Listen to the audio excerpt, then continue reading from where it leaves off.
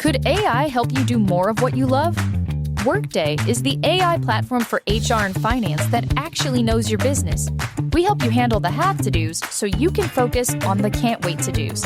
It's a new Workday. Have no fear, Chosen Foods is here to defend your favorite foods from the forces of seedy oils and sketchy ingredients. With cooking oils, salad dressings, and mayo, all powered by the good fats from 100% pure avocado oil and simple, delicious ingredients. Chosen Foods. Ryan Reynolds here from Mint Mobile with a message for everyone paying big wireless way too much. Please, for the love of everything good in this world, stop. With Mint, you can get premium wireless for just $15 a month. Of course, if you enjoy overpaying, no judgments, but that's weird. Okay, one judgment. Anyway, give it a try at mintmobile.com/switch. Upfront payment of $45 for 3-month plan, equivalent to $15 per month required. Intro rate first 3 months only, then full price plan options available. Taxes and fees extra. See full terms at mintmobile.com. Na matemática, a lógica dita que 1 mais 1 são 2, certo? A expectativa sempre é a de precisão absoluta, de fórmulas que não deixam, nenhum espaço para dúvidas. Com certeza. É a ciência exata por excelência. Pois é, mas no direito penal a coisa muda de figura. Quando a gente coloca, meros 5 gramas de crack e 1 grama de maconha na balança, a calculadora do Estado parece que entra em curto-circuito. E entra mesmo. E é fascinante observar isso na prática. É sobre isso a nossa imersão de hoje. Eu fiquei pensando muito em como uma apreensão assim tão minúscula consegue gerar um debate monumental sobre a dosimetria da pena no tráfico de drogas. E mais do que isso, como isso consegue dividir o Superior Tribunal de Justiça sobre o perigo de se criar precedentes obrigatórios. Uma verdadeira zona de fricção entre a lei seca e a realidade das ruas. Exatamente. E para quem está chegando agora no nosso projeto, o Informativo Sem Juridiquês, a nossa missão passa a ser justamente essa: discutir e dissecar os julgamentos mais importantes e complexos do STJ e do Supremo Tribunal Federal. Traduzindo o que realmente impacta o sistema de justiça brasileiro. Isso aí. A ideia é detalhar julgamentos que são essenciais tanto para o dia a dia dos operadores do direito, na hora de fazer uma petição ou numa audiência, como para aqueles que se propõem à batalha dos concursos públicos. Onde, convenhamos, o entendimento profundo da jurisprudência é o que separa os aprovados dos demais. Sem dúvida. E lembrando que qualquer feedback da audiência sobre esse nosso formato é muito importante. A equipe está sempre à disposição, então bons estudos para quem nos acompanha. E vamos lá, para desatar esse nó jurídico de hoje, a gente vai olhar para qual caso especificamente. Bom, a gente vai dissecar a mecânica interna do julgamento do recurso especial número 2.003.735. É um caso que veio lá do Paraná. Ah, o famoso caso que culminou no tema repetitivo 1262 do STJ. Esse mesmo. Mas olha, antes de mergulharmos nos detalhes técnicos e na gramatura das drogas, vale um registro institucional muito importante da nossa parte. Sim, é fundamental fazer esse alinhamento. Nosso papel aqui na análise é puramente focado na lógica processual e nas engrenagens das decisões dos tribunais. O debate sobre a criminalização ou descriminalização de substâncias é compreensivelmente muito carregado no aspecto político e social. Totalmente. É um tema que gera muita paixão de todos os lados. Então o nosso foco se mantém estritamente imparcial. A gente quer entender como a corte interpreta a legislação em vigor, sabe? Sem endossar visões políticas, sejam elas de direita ou de esquerda, sobre a política de drogas.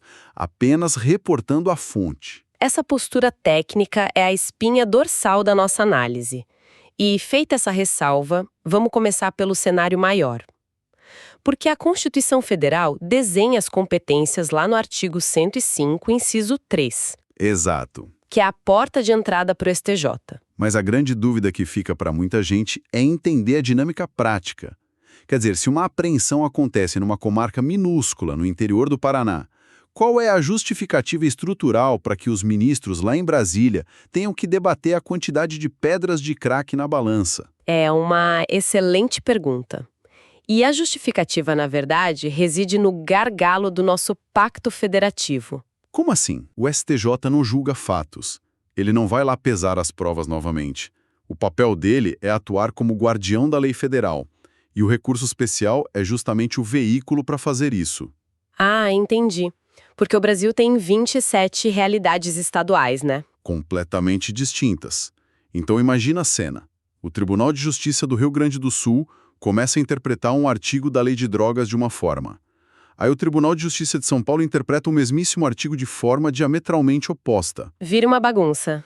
A lei federal perde totalmente eficácia nacional. Perfeito. O papel do STJ é intervir quando a interpretação dessa norma entra em colapso. No caso que estamos analisando, a norma em colapso é o artigo 42 da Lei de Drogas. A Lei 11.343 de 2006. Certo. O artigo 42 é a regra do jogo para a primeira fase da aplicação da pena, a famosa pena base. Isso. Ele estabelece uma diretriz bem rígida para os juízes. O juiz, na hora de fixar a pena inicial, tem que considerar a natureza e a quantidade da substância. E isso tem preponderância sobre as circunstâncias judiciais gerais do artigo 59 do Código Penal, não é? Exatamente.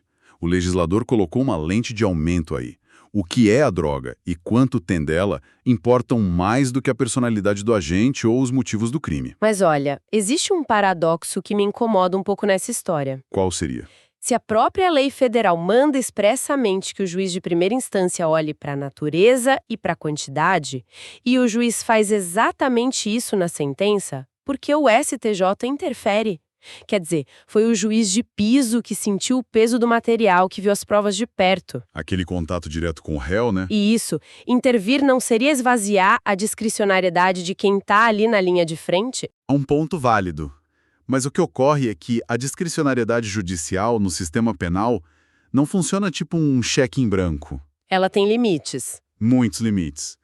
É um espaço de manobra que tem que operar estritamente dentro de trilhos principiológicos, especialmente a proporcionalidade e a razoabilidade. Ah, então não é que o juiz esqueceu de olhar para a lei. Não.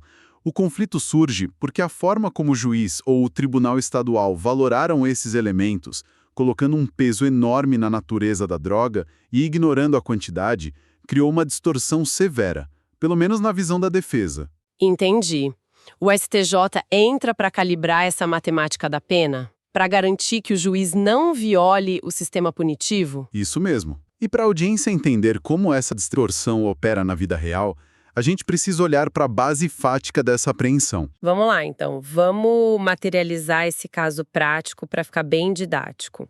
A gente vai usar o nome fictício de João para preservar a identidade real dos envolvidos. Ótimo. O João foi processado por tráfico de drogas. E o flagrante registrou a apreensão de exatos 5 gramas de crack e 1 grama de maconha. Só para visualizar, 5 gramas é uma quantidade que, em termos de massa física, cabe facilmente numa moedinha. É muito pouco.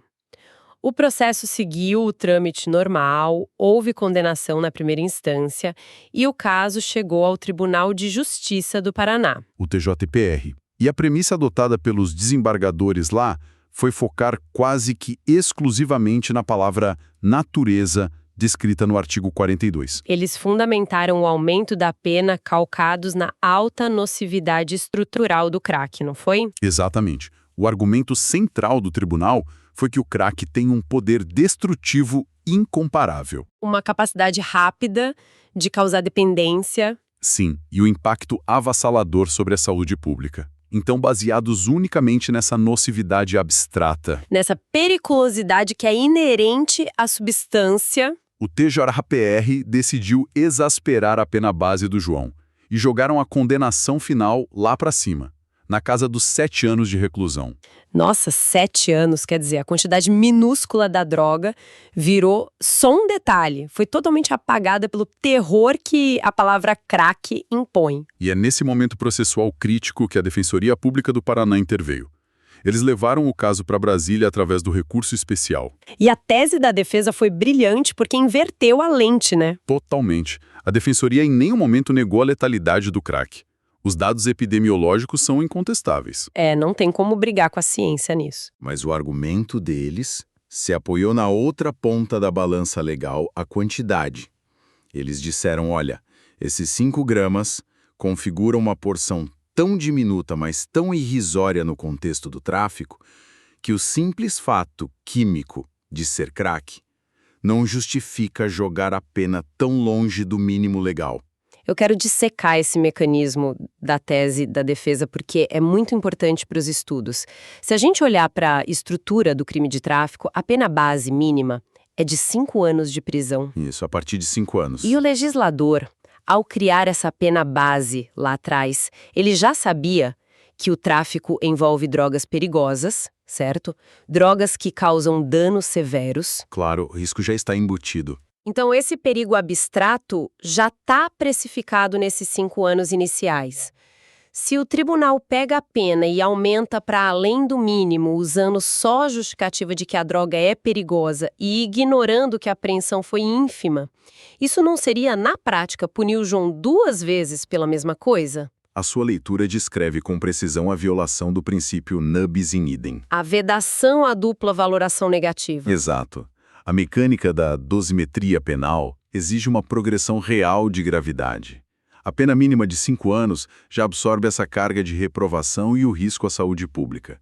Para o juiz ganhar a autorização jurídica para subir a pena base acima desse piso, o caso concreto precisa ter um algo a mais. Um diferencial que justifique a severidade? Sim, a nocividade do crack é incontestável, mas a presença de uma porção irrisória demonstra que o potencial de disseminação naquele evento específico está restrito. Não extrapola o padrão comum do crime? Substância letal em abstrato resulta numa matemática onde o réu paga pelo crime de tráfico e simultaneamente paga um adicional pela essência da droga, mesmo quando a conduta teve um impacto microscópico. É uma punição pela substância em si, não pelo fato praticado.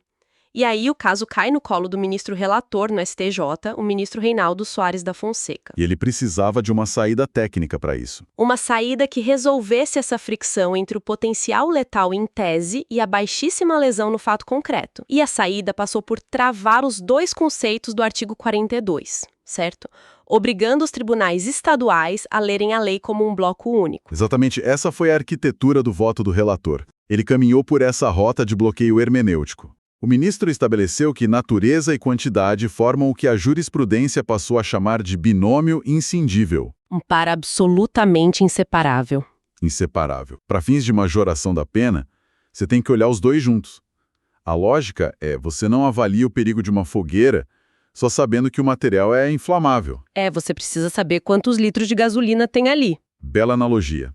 A nocividade abstrata de drogas como o crack perde a força justificadora para agravar a pena se a porção apreendida for ínfima. O potencial lesivo concreto fica esvaziado. E o STJ concluiu que é flagrantemente desproporcional agravar a situação baseando-se só na química da substância. E o efeito prático disso para o João foi enorme. Mudou a vida dele. A corte afastou aquele aumento fixado pelo TJPR e restabeleceu os cálculos. A pena do João despencou daqueles pesados 7 anos para 5 anos, 7 meses e 15 dias. É uma diferença temporal que, dentro de uma penitenciária brasileira, é um abismo. Sim, mas o impacto desse julgamento se estende radicalmente para todo o sistema de justiça nacional, porque eles fixaram o tema repetitivo 1262. A afetação à sistemática dos recursos repetitivos muda o status da decisão. Deixa de ser o caso do João e passa a ser uma regra imperativa do Estado. E a tese jurídica diz exatamente que é desproporcional a majoração da pena base quando a droga apreendida for de ínfima quantidade, independentemente da natureza dela. Isso mesmo. E com o Código de Processo Civil de 2015, que fortaleceu a teoria dos precedentes e influenciou o processo penal, teses como essa têm eficácia vinculante. Juízes de primeira instância, tribunais de justiça e TRFs não podem simplesmente fechar os olhos e ignorar. Ela vira um escudo defensivo obrigatório em qualquer petição no país afora. É um marco regulatório fortíssimo. Mas aqui, eu preciso fazer um recuo estratégico. Eu quero pressionar um pouco a engrenagem dessa tese. Pode pressionar. A regra é impositiva, o binômio é inseparável e a quantidade ínfima trava o aumento. Lindo! Mas ao ler a tese vinculante que agora obriga o Brasil inteiro, tem uma omissão que grita aos olhos. Eu sei bem onde você quer chegar. Em qual página do acórdão os ministros definiram o limite de corte? O STJ estabeleceu quantos gramas representam de fato uma quantidade ínfima. A balança da justiça finalmente ganhou uma tara em gramas para acabar com a subjetividade. Não, a tese simplesmente silencia sobre os números, não há nenhuma tabela. Nenhuma indicação de gramatura? Nenhuma indicação de gramatura ou limite quantitativo fixado na decisão. E é nessa exata ausência métrica que a base do precedente treme. Fica tudo no ar. Fica.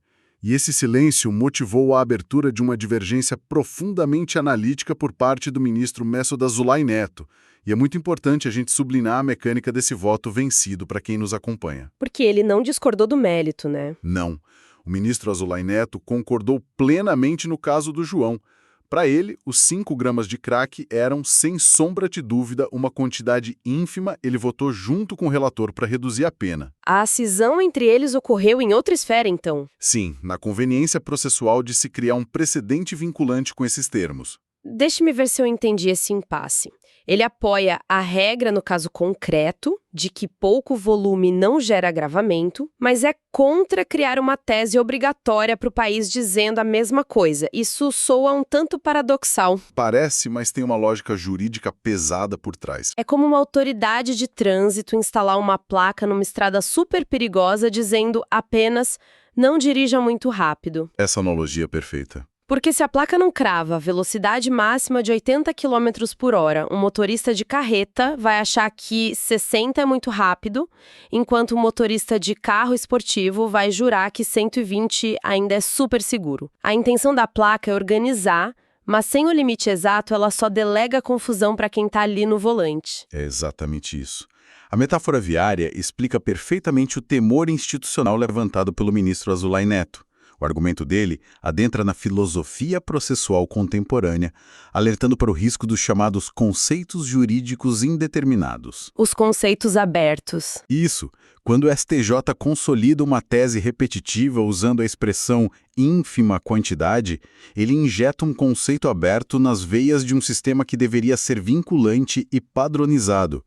O objetivo de todo o precedente é a uniformização, buscar segurança jurídica para que condutas idênticas no Maranhão e em Santa Catarina tenham a mesma resposta. Mas se a tese obrigatória usa termos vagos, ela falha na missão matriz dela.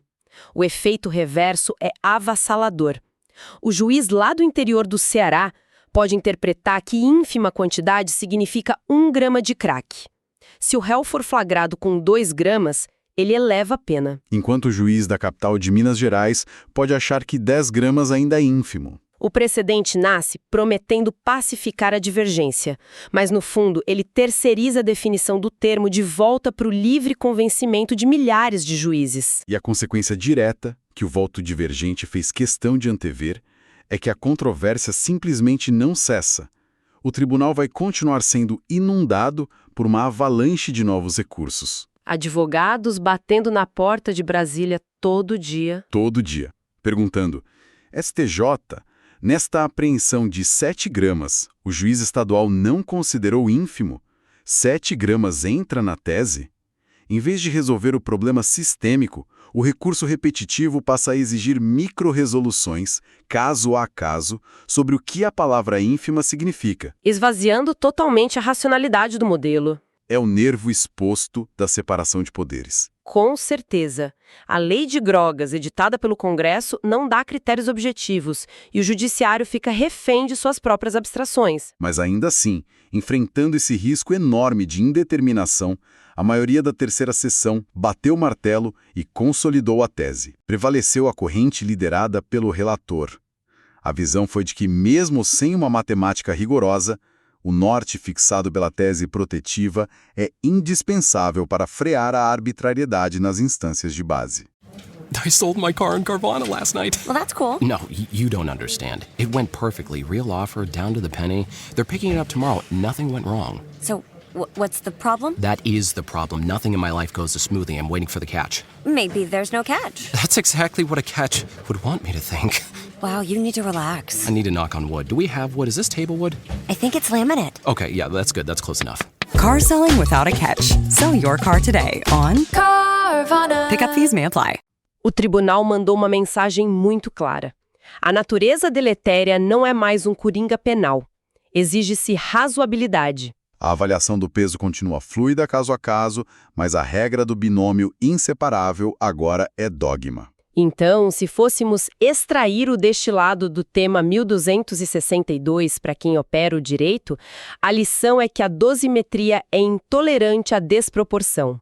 Natureza e quantidade caminham algemadas na primeira fase da pena. O direito penal deve punir o dano real, não o perigo abstrato desconectado da dimensão fática da conduta. Perfeito. E para fechar nossa análise, eu jogo uma nova provocação para a mesa. Explorando as fronteiras onde o direito quase sempre chega atrasado em relação à tecnologia. Opa, adoro essas projeções. Nós analisamos a solidez desse binômio, focados no crack e na maconha. Mas e se virarmos as lentes para a nova geração de opioides sintéticos, como os derivados do fentanil? Aí a variável muda drasticamente de figura. Na farmacologia desses supersintéticos, uma dosagem letal é calculada em microgramas. Se um traficante for pego com 2 gramas de uma substância dessa, visualmente é uma porção microscópica. É indubitavelmente uma ínfima quantidade sob a ótica da balança convencional. Sim, no peso visual é quase nada. Porém, esses mesmos 2 gramas têm um potencial tóxico para dizimar a vida de centenas de pessoas. Será que a jurisprudência do binômio inseparável vai sobreviver intacta quando o sistema penal for forçado a lidar com essas substâncias, onde a lesividade é tão brutalmente concentrada? Uma reflexão prospectiva profundíssima. A evolução farmacológica implacável tem o potencial de destruir a base lógica do precedente atual. Diante de drogas sintéticas hiperconcentradas, o próprio conceito de ínfima quantidade vai passar a exigir perícias toxicológicas de altíssima precisão. A régua de medição não vai ser mais a balança da delegacia. Exato. Vai ser a letalidade molecular calculada em laboratório. A falta de métricas rígidas na lei de drogas vai continuar gerando colisões severas entre a técnica repetitiva e a evolução da criminalidade. Fica lançada essa instigante semente de reflexão para quem está nos ouvindo. Uma prova de que a matemática penal e seus precedentes estão em permanente adaptação. E com esse questionamento voltado ao futuro, encerramos a nossa imersão de hoje. Foi um excelente debate. O informativo Sem Juridiquês segue no compromisso contínuo de decodificar a complexidade dos tribunais superiores, transformando as decisões abstratas em conhecimento tático para o exercício real da advocacia e para os estudos de concurso. Continuem enviando suas dúvidas e sugerindo pontos cegos da jurisprudência que precisam ser iluminados. Desejo a todos excelentes atuações nas tribunas e nos fóruns de estudo, bons estudos e nos encontramos no nosso próximo aprofundamento jurídico.